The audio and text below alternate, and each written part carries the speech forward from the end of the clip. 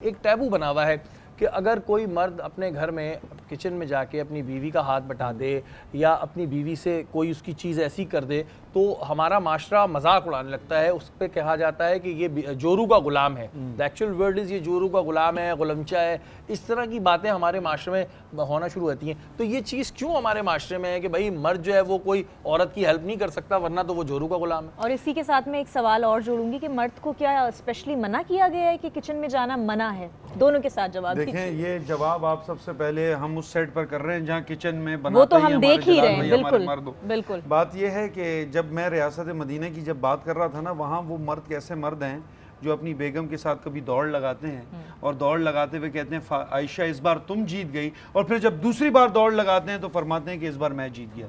ये रवैया अपने अज़वाज के साथ। खुद रसूलुल्लाह सल्लल्लाहु अलैहि वसल्लम फरमाते हैं कि मैं अपने घर के मामलात में अपनी वाइफ का हाथ बटाता था।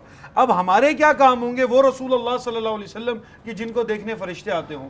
वो प्रोटोकॉल है कि जिनको जिब्राईल छुप छुप कर देखता हो, सहाबा कराम इस इंतजार में हो कि चेहरा बद्दुआ को हम कभी नजर डाल लें।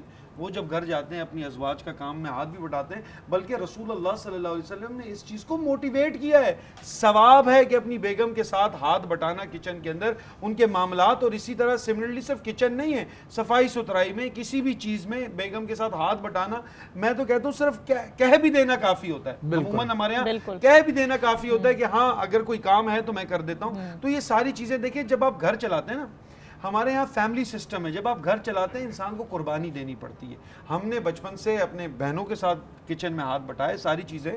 तो ये सब चीज़ें हमें करनी चाहिए। तमाम फैमिली सिस्टम इसी चीज़ से चलती है और इसी चीज़ को अपना हुस्न बना। और एक बड़ी अच्छी चीज़ होती है कि अगर कोई भी मर्द अपनी बेगम के साथ कोई काम कर रहा है तो ये माशरे में जो लोग इस तरह कह रहे होते हैं ना, बेसिकली वो खुद शर पसंद लोग होते हैं। मैं उनको कहूँगा शर पसंद, कि भाई अगर कोई मर्द अपनी बेगम का हाथ बटा रहा है या शॉपिंग करने गया, उसने उसके थैले पकड़ लिए हैं, तो वो कोई वो नहीं है, जाहिर है इसमें कोई बुराई नहीं है, अच्छी बात है। एक अच्छी बात है। मतलब ऐसे मर्दों को अप्रिशिएट करने के बजाय जो शर पसंद अनासर होते हैं ना, वो ये बातें फैलाना शुरू कर देते हैं कि अरे गुलाम है, ये तो बीवी के पीछे थैले पकड़ के चलता है, या बीवी का फोन अगर रात के 2 बजे आ गया, माँ भी तो करती है। असल में ये वो मर्द होते हैं जो खुद अपनी बीवियों को दबा के रखते हैं। या देखिए माहौल खराब करने वाली बात है ना, ये तो वही बात है कि माशरे में फिर बिगाड़ पैदा होता रहेगा। जैसे मैंने ये बात कही थी कि हर मर्द बुरा नहीं होता है, मर्द औरत का दुश्मन नहीं है। हाँ, जुल्म है, चाहे वो मर्द करे चाहे वो औरत करे। तो भाई इस तरह ना किया करें, खुदा का वास्ता है। ये आज क्योंकि खवातीन का आलमी दिन है, इस वजह से हम ये बात नहीं कर रहे। हम वैसे भी इस बारे में बात करते हैं कि हमारे इस्लाम में औरतों के बहुत हुकूक हैं, तो इस चीज़ को बिल्कुल भी कभी ऐसे ना किया करें। वसीम भाई हमारे साथ मौजूद हैं।